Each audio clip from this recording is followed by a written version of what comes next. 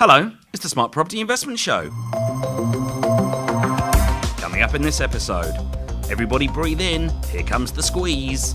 Banks say whatevs to the RBA, and as 2016 kicks off, we're all climbing aboard the New Year hotspot boom bus. All this and more in this episode of the Smart Property Investment Show.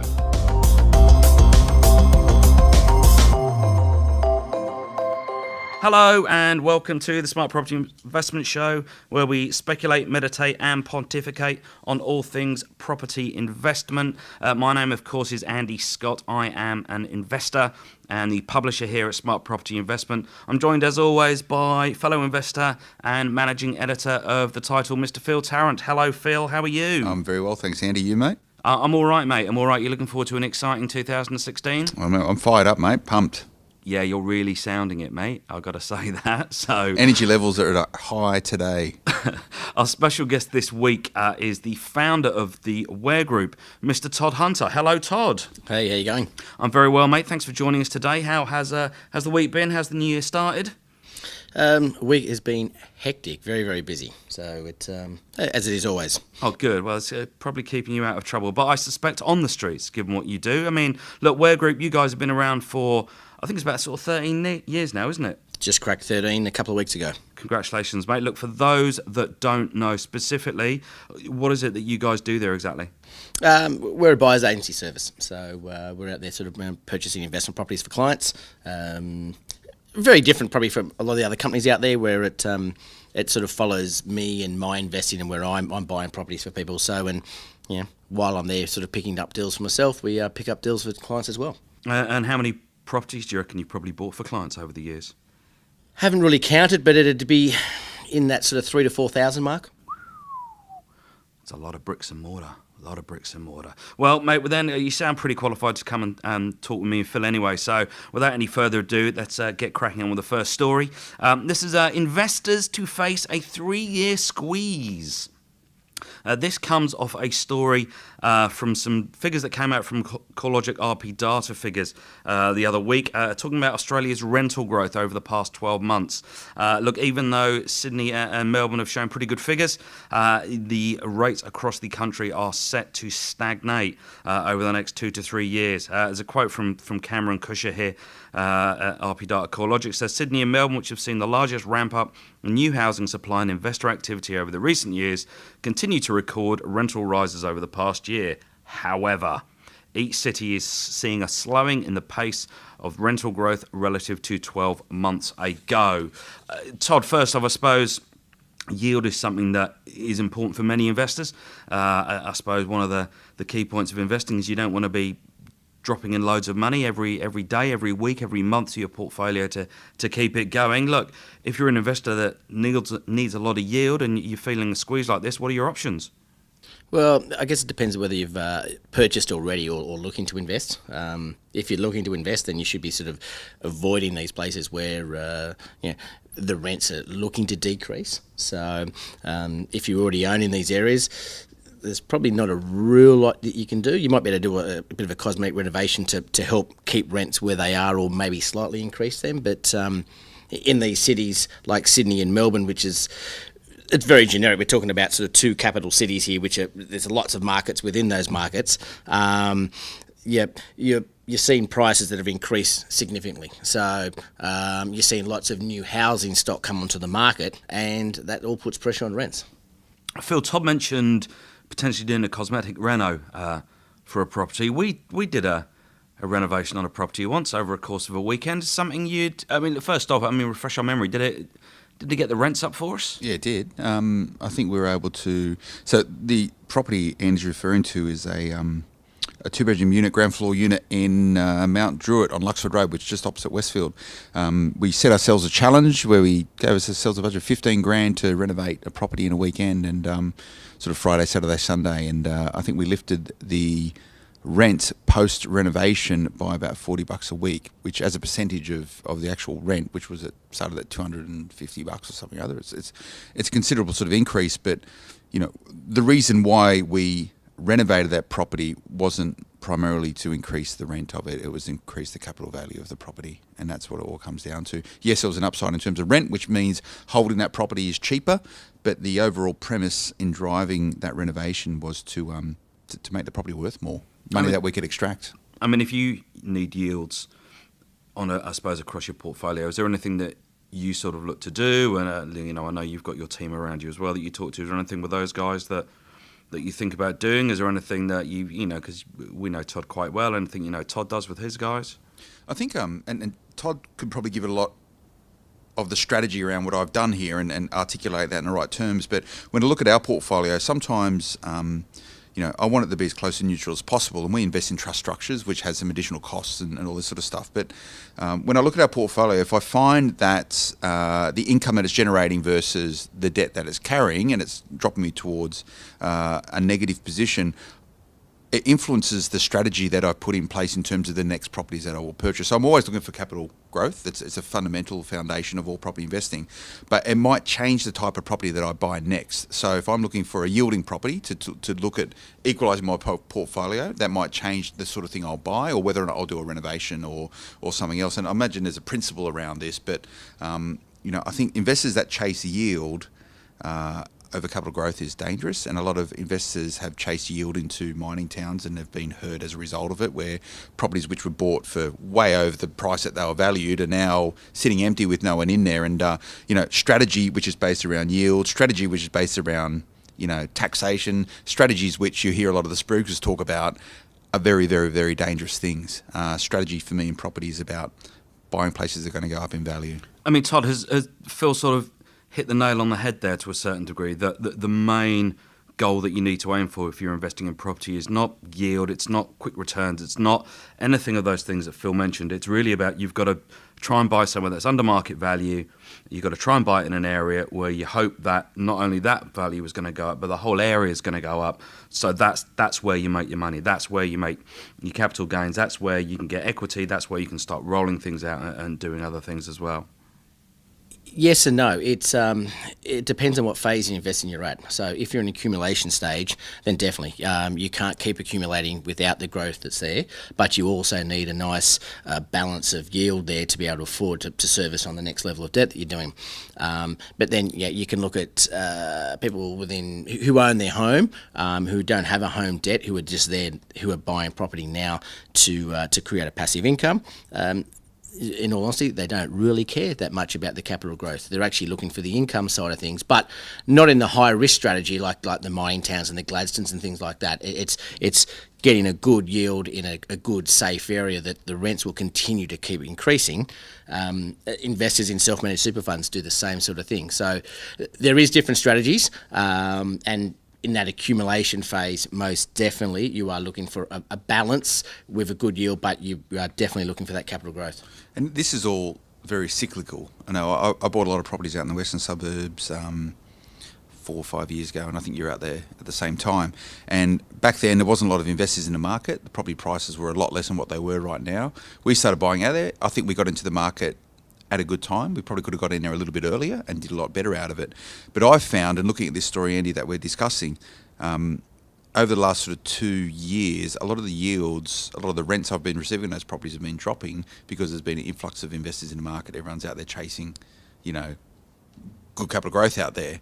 So what's happened is that yield is about supply and demand. If there's more properties available in the marketplace, therefore there's not as much pressure on rents, and therefore they're going to stabilise or go down. So what I found, and we flagged this 2-3 years ago out in the western suburbs of Sydney, that our rents are going to drop, and they're going to stay that way for quite some time. Now, considering what's been happening in the market over the last sort of 2-3 months with the new APRA requirements, that's slowed a lot of investor lending, which has put some brakes on price growths in property across the capital cities. So we could probably sit and wait and think there's going to be a little bit more pressure moving forward on rents in those areas. So we should see an uptick in rents moving forward. But it's going to take time to play out. So if you're an investor, Todd, and you're in a situation where you need to increase rents, it's very difficult to do that because it's market dependent, it's not what you think it should be. Absolutely, it is. You're already on that roller coaster. You've stuck on that ride already now. In that sort of Western Sydney's, you've got new land releases. You've got investors who are paying an absolute premium for new house and land packages, and then because so many are coming on the market, they're realising that they can't get the yields that they were getting, so then they reduce the yields. Then that puts that rental dollar probably now back in the bracket towards where some other people have already bought established properties are there, and tenants are saying, well, do I go to a house that's 5, 6, 8, 10 years old and pay so and so dollars, or I can actually get almost the same or exactly the same on a brand new house. So they're attracted definitely to the brand new house, and there might be another suburb or two further out, but they're willing to do that for a brand new property. And the other factor that's come into the Western Sydney side of things also is the granny flat phenomenon that's gone through, where there's just thousands of these granny flats being put in place, and although it's a different price point, it is still taking another tenant out of the marketplace and making it harder to achieve those yields. So there's a few factors, and we are in a Sydney climate right now where we're seeing property prices are starting to cool off now. We've had a fantastic run for 3 years, but we still have very low interest rates. And so you've got a cooling market and low interest rates. So it's uncharted waters where we are right now. And I haven't seen that in all the time that I've been investing. And so what that sort of means is that the house and land package companies are still building. Okay, so where normally when you see markets cool off, it's because the interest rates are high, and then these developers aren't building the new stock that's out there, but at the moment they're still building new stock, and that's why you're seeing these yields at 4% and below in certain areas. And I think we should, make the point as well, is that, we've spoken very much about Western Sydney just there, but as we've always said, there's markets within markets all over the country. You see this on a micro level and all over the country, these sort of things having an impact. So it's something that I think, wherever you're investing, you've got to be aware of. You've got to be looking around. You've got to see what it's like. I think that moves us on to something else that's affecting everybody. And Todd, it's interesting that you sort of subconsciously mentioned it, and Phil, you did as well. And Todd, I know you're a mortgage broker as well, so you probably got some great insight in this. But investors need to brace for rate rises in 2016. Now, this isn't necessarily that the RBA are going to necessarily put the rates up. Top economist Andrew Wilson from the Main Group. He's the senior economist there. Look, I suppose he uses the phrase that APRA have opened the door for the banks. Banks like vampires. Once you invite them into your room, that's it. You're powerless against them. With the APRA stuff, what he goes on to suggest is that because of, in effect, the banks have been able to decouple what they require to do with their lending rates to what the RBA do, and so they're in a position where they don't really have to wait anymore. It's already happened a couple of times already. Banks are in the process to do it. There's a lot of stuff going on about banks needing to raise their capital on their books and all sorts of heavy economy stuff that isn't necessarily relevant for a lot of investors. But the salient point is, rates are probably going to go up for most borrowers. I mean, what does that, as an investor, what does that mean? We've just said that yields are going down, and now we're saying that interest rates are going up. Is there a perfect storm of trouble brewing here, Todd? The whole thing about the rates going up, it's funny. It's if you look at over the time, we've seen these rates go up a couple of times, but a few weeks later, the banks are offering bigger discounts off the interest rates, and all you need to do is ask. So, 5-6 years ago, when we were talking about mortgages, and you'd get a home loan and you'd get a 0.7% discount off your loan. Okay, so now you're looking at 1.3, 1.4% discount off the standard variable rate. So the whole philosophy, from what I see, is the banks putting the interest rates up, is that they're putting it up, and everyone's rates go up, and then out of that, there's probably only about 20% of people who will actually contest that rate and go back and say to the bank that they're with, look, no, I'm not happy with that, I want a bigger discount, and the banks very quickly oblige because they don't want to lose your business. But for the 80% who just took the rate rise, the banks are making more profit off it. So I think it's all a whole bunch of huff. It's if you're out there and you want a good rate, there are still very sharp interest rates that are out there, even though they've supposedly put them up. I think there's a real misconception amongst your sort of average Australian borrower that banks don't want to lend money. It's like banks are putting interest rates up because they don't want to lend money anymore. They're worried about property markets. They're worried about cycles, this and the other. And that's a massive sort of misconception, isn't it? That banks want business. Banks are hungry to lend borrowers money. That's how they make their money. If you look at a bank's balance sheet, most of the value in it, and most of the profit generated or revenue and profit generated in terms of their businesses is mortgage lending. They want to lend money. They want to lend as much as possible, and therefore there's that competitiveness between them. So they don't want to lose your business, number one. Number two, they want to try and pick up as much business as possible. And you, as a mortgage broker, must see that time and time and time again, that the aggressiveness of banks to win business, to win borrower business, and that's only evolving, is it? It's only getting more. And as well, do you think, Todd, you're a broker, you mentioned only 20% of people actually ask anything. Does having a broker help to do that as an investor? Do you need a broker? If you don't have one right now, are these the sort of conditions where you should be going, you know what, I should probably bloody find one and get them to go to work for me? Absolutely. I think you're crazy if you don't have one. It said the mortgage broker. And my number is, so...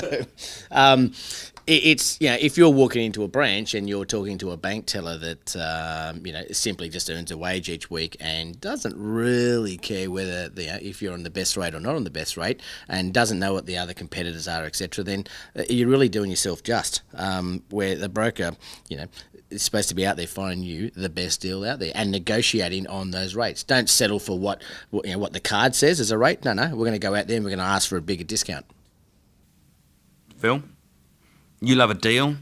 You've been hassling your broker recently? Yeah, most days actually. If I see any I keep a pretty close eye on my interest rate, and if I see any fluctuations upwards, I'm straight on the phone to him saying what's going on here. And the banks, have recently been moving out of cycle. Interest rates have been quite steady for some time now. Is there talk about a rate rise on the horizon? I'm not some macroeconomic specialist, and I can't really give my views and interpretations on whether rates are going to go up or down. I don't think they're going to go down. Are they going to stabilise for quite some time? Yeah, I think into the new year, yes. But when it comes to an interest rate on a mortgage, I go back to basic fundamentals, and that is I can't control whether or not rates are going to go up or down. What I can control is my ability to pay my mortgage. What I can control is my ability to take on more debt or reduce my debt. So people who are struggling in the marketplace right now, people who are concerned about interest rates going up and how that might influence their household finances, their relationships, there's a lot of things that flow on from pressure with debt, should be looking at their ability to service this debt and whether or not there's any other options available to them. And those options are negotiate on your interest rate. And if your bank's not willing to do so, look at shifting lenders. There's some costs associated with sometimes, depending what your LVRs are. But look to control those things that you can control and keep educated, keep informed about what's going on in the marketplace. But speak to your broker. I'd hate to borrow without having a broker because I don't want to deal directly with banks. They're a nightmare. No, I think you make some good points there, Phil. But I think you make some missteps about saying things that only focus on things that you can control, because there are lots of things you can control that you may not realise. I can control where the next suburbs are going to be that are going to go up in price. And do you know how I can control that? Because I pay attention to where the next hotspots are going to be. I've already had someone today, it's 2016, straight out the gate, we know where the next thing is. I know you all think Sydney's gone. Sydney's not gone at all. It's only just starting. I'm paraphrasing a little bit. Doug Driscoll, he's the CEO of Star Real Estate. He points to the fact that, look, there's a lot of mergers council mergers going through in Sydney at the moment. I think we've got about 45 councils. I think they're moving it down to 23. Mike Baird recently announced he's going to, bulldoze this through and push it through. Look, the bottom line is a bit of postcode envy is the suggestion. Areas that previously were perhaps not part of Woollahra Council are now going to be part of Woollahra Council. Oh, hello, there's a fancy postcode. Prices go up. Todd, I know you've been away for the last week or so going shopping, so I know you're a man that looks for the next hotspot. Where have you been? I've been in Queensland. Specifically, where have you been? Queensland. Okay. And you got to remember, this is the bloke that pretty much bought up all of Ipswich about 3 years. Was that you, wasn't it? Yeah, 3 years I've got a ago. lot in Ipswich. So, more towards the sort of Springfield Lakes, Springfield, Redbank Plains sort of region on that side. So Springfield's good. I've got a property up there. It's killed it. Yeah. Okay, so it wasn't there. So basically, I've got all the suburbs of Queensland here. We're just we going can to just tick 'em off? Yeah, we'll reverse just go- engineer it to we'll just see go the one ones for that one. left. But no, jokes aside, Todd, obviously, as you said yourself, you're always looking to, part of the way that you do your business is that you look to buy in areas and places that you think are going to be good, and then by definition, you see lots of properties there and you extend that to your clients. And mate, I'm not going to ask you to, I'm not going to run you too hard to tell us where you're buying, probably because I think you're scared, because I think you don't want to tell us. He's never gone on the record, this guy. I know. Never Never goes on it. Come on, give us one. Just Yeah, one look, prediction for look, 2016. If I tell you guys where I'm buying, that means you'll be out there buying all the deals I should be getting for me and my clients. So it's I tell you what, I see Canberra is a really good location for the next 2 years. Okay. So 'Cause if that's the tip that you're looking for, ACT is definitely on a rebound, and I can tell you why. No, well, look, I think, not necessarily about Canberra. I mean, nice one for saying that. But I think what I guess would be interested to hear is, I hear it all the time. A lot of people in property, they talk about fundamentals. It's all about the fundamentals, which is sort of cute, but I always find it's a real swerve. Like, what do you mean? Give me a specific. So without going into your whole methodology, it'd be quite good to know, when you go out looking for things, what are 2 or 3 things that before I go to an area, because I know you travel all over the country, before I go to an area, if it doesn't hit these, it needs to tick these 2 or 3 boxes first for me even to look further. And then if it does that, then I go boots on the ground. And when I'm boots on the ground, then these are a couple of things I look for that either make me go, nah, this isn't being borne out, or go, yeah, actually, there's something more. Can you share some of that info with us? So there's 4 fundamentals that I look for. Okay, one is I only buy houses. So I don't do units, townhouses, strata, subdivisions. So one's houses. So that's very easy. 2 is price point. So I stick to sort of that first homeowner investor price point, which at the moment is sort of up to sort of very early 400s. So anything below that is a price point, just because of affordability. And it lowers risk, and it allows you to diversify into different markets, and you're hitting the target audience of potential tenants and potential buyers again when you actually resell that property, be that in 2, 5 or 20 years' time. So you're in that sort of price band. So there's 2 fundamentals. Third is I'm looking for a dead market. So, completely different to what everyone else does who are looking for these hotspots. I'm actually looking for locations that are really good locations that have been dead between 3 and 5 years. And when you say dead specifically, what you... Dropped in value dramatically. So they've come back in value since their last boom, and the market's been really quiet, and there's very little or zero activity happening in buying. It means I have no competition. It means I can negotiate really big discounts off the price of the property. Okay. And hence, I tend to find I'm in regions, before other people are there, and I might hold the properties a little bit longer, but I've bought them for a whole lot less as well. So my capital growth is a lot larger, without having to do renovations, without having to do much work, if anything, at all. So I like to do the renovations when I sell the property, so they look, if I sell, to make them look brand new and most attractive to the potential purchaser. So, and the 4th thing I look for, which is sort of something I've been doing over the last few years since data researchers have come of age and technology's come of age, is income to debt ratios. So it plays a really big part on people's affordability in both rents and ability to buy mortgages. So, and if to give you one tip that I like with Canberra now, and I'll tell you why, is that where I'm buying, the income to debt ratio is running at around 20%. So, and to put that into a numbers term for everybody, if you had $1,000 in your hand as a weekly income, you're only spending $200 towards either your rent or towards your mortgage. Now, what that means is we have a great capacity there to increase rents because it's easily affordable. We have great capacity for property price growth because they can afford more on a mortgage as well. And so that's a nice thing. When you hit about 33% of your income, you start to get to, you feel it, you're there. You're like, yeah, okay, I'm spending a third.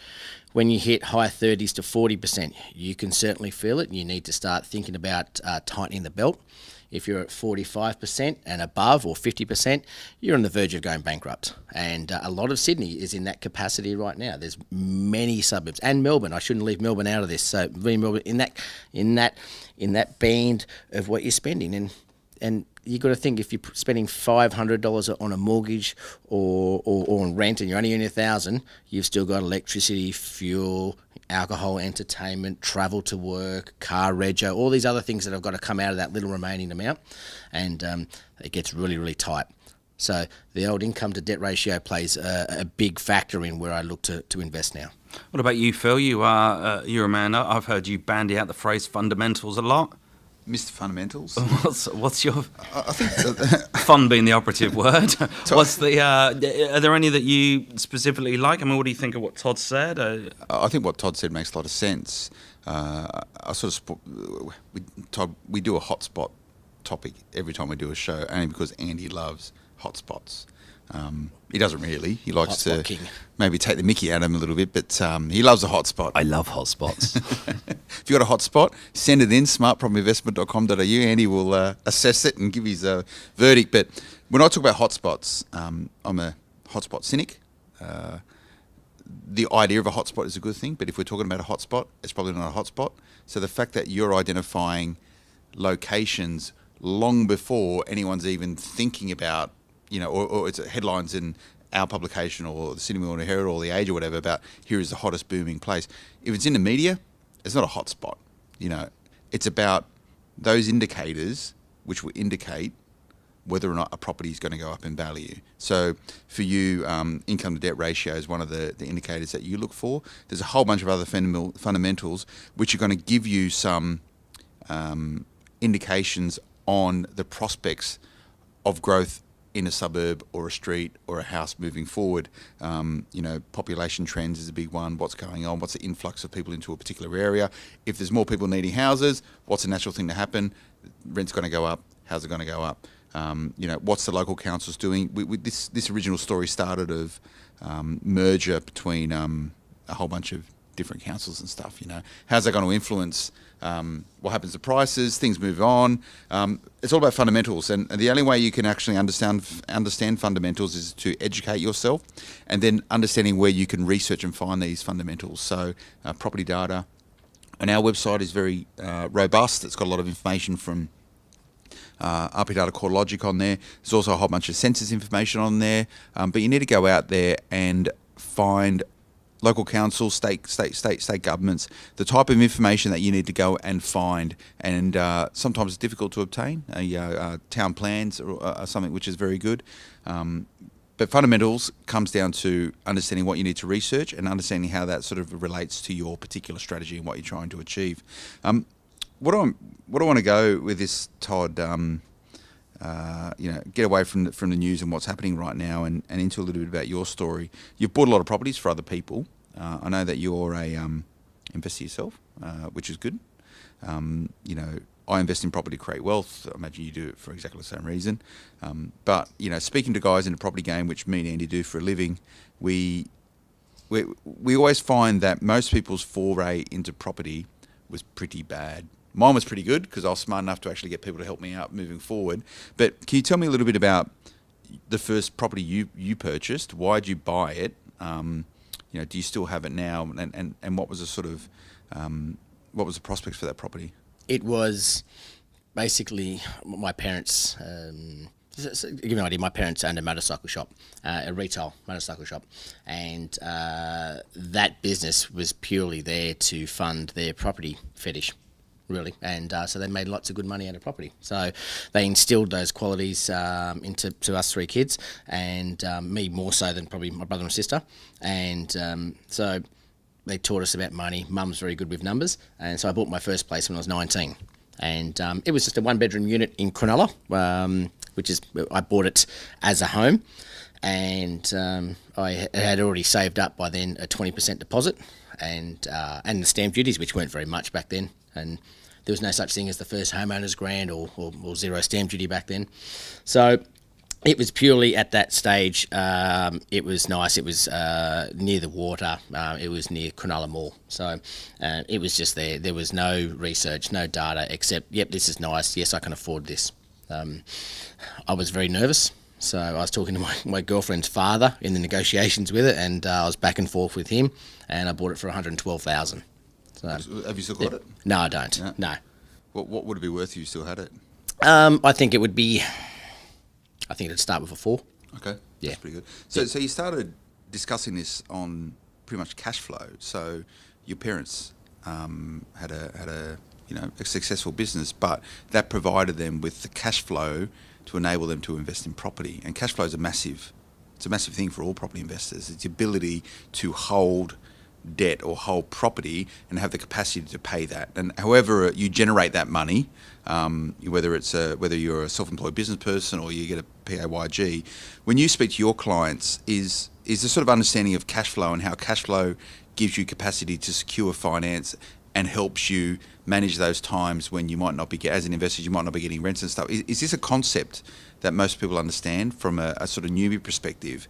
And you spoke about how your mum, you had a good conversational discussion from a very early age about money. I think a lot of people aren't educated about money, or they're scared of money.